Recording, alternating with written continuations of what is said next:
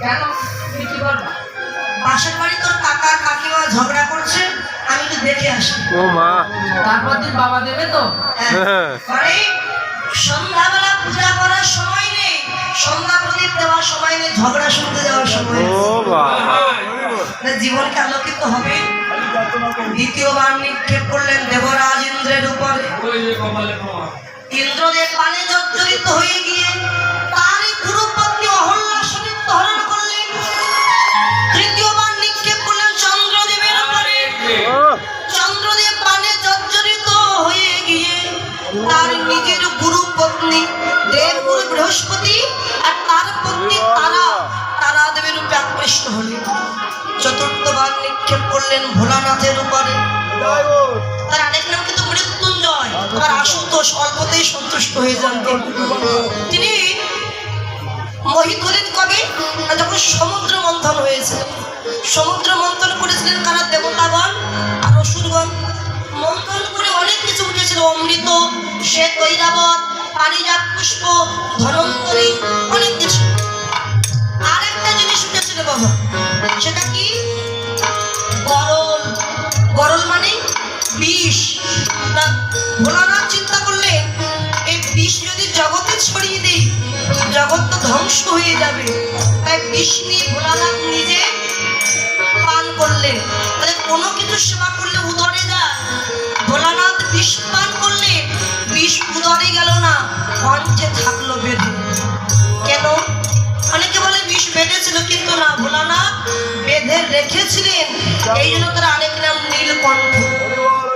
বিষ কঞ্চে বেঁধে রাখলেন আর বিষকে ডেকে বললেন, বিষ তুমি যত জ্বালা দেবে, যন্ত্রণা দেবে, তুমি এখানে দাও, কিন্তু এর নিচে যেও না। কেন জানো? বিষ আমার হৃদয়ে গভীর আছে, আমার হৃদয়ে গভীর আছে। বিষ তুমি যেও না তার কাছে, হৃদয়ে গভীর আছে। ওগো বিষ তুমি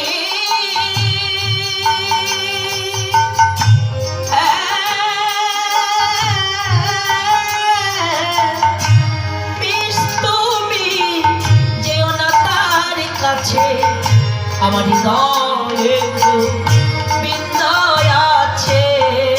এখন ওই অমৃতনী যখন দেবতাগণ অসুরগণ মারামারি করছে, সেই সময় স্বয়ং গোবিন্দ একটা মোহিনী রূপ ধারণ করে সেখানে গিয়েছে। মোহিনীর রূপ থেকে সবাই মোহিত হয়ে গেলে, সবাই অচেতন হয়ে মৃত্তিকার উপরে পড়লে, একাকিনা ভোলানাথ দাঁড়িয়েছিলেন স্থির হয়ে। মদন তখন বললেন, সত্যি ভোলানাথ বৈষ্ণব চূড়ামণি, দেখি একটু পরীক্ষা করি।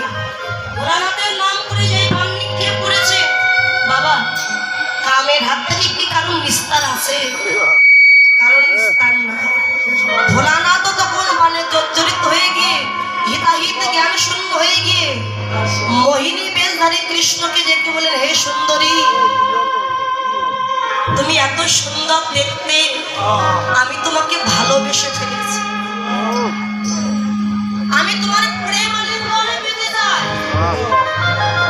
ভগবান বললেন, ভোলা, তোমার ঘরে তো পত্নী আছে পার্বতী, আমার পার্বতী তোমার নখযোগ্য নয়, তুমি এত সুন্দর দেখতে, এসো আমার বাহু ধরে বন্ধ হও। ভগবান দেখলেন, বা ভক্ত আমায় ডাকছে, আমি কি যাব না? ভগবানকে যে জড়িয়ে ধরেছে, দুই অঙ্গ এক হয়ে গেল। দেখা গেল এক পাশে হর আর এক পাশে হরি, এক পাশে মাথায় চাচুরি চিকুরি কেশ, আর এক পাশে মাথায় জটাজুট, এক পাশে গলায় ফুলের মালা, আর এক পাশে গলায় হাড়ের মালা, এক পাশে পীতম্বর পরিধান করা, আর এক পাশে বাঘম্বর পরিধান করা। ভোলানাথ বললেন, কে, কাকে আমি আলিঙ্গন দিয়েছি? বন্ধন থেকে মুক্তি পেয়ে দেখলেন আর কেউ নয়, স্বয়ং গোবিন্দ। আমি কি অপরাধ করেছি যে বৈষ্ণব হয়ে আমি কামে জর্জরিত হয়ে গেলাম, আমি কামের অধীন হয়ে চলে গেলাম? প্রভু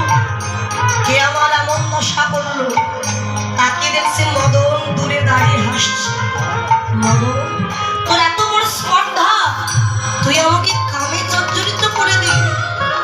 ত্রিনয়ন থেকে অগ্নি গিয়ে মদনকে পুড়িয়ে ছাই করে দিয়েছি। ওই ভস্য মানে ছাই ভস্য থেকে মদন কেঁদে বলে, প্রভু আমি কি আর বাঁচবো না? 4টি বাণ চলে গেছে, একটা বাণ কিন্তু আমার বাকি আছে। এই একটি বাণ দিয়ে তোমায় পরীক্ষা করবো কৃষ্ণ। তবে আজ নয়, শরৎকালীন পূর্ণ রজনীতে। গোবিন্দ আশীর্বাদ দিলেন, মদন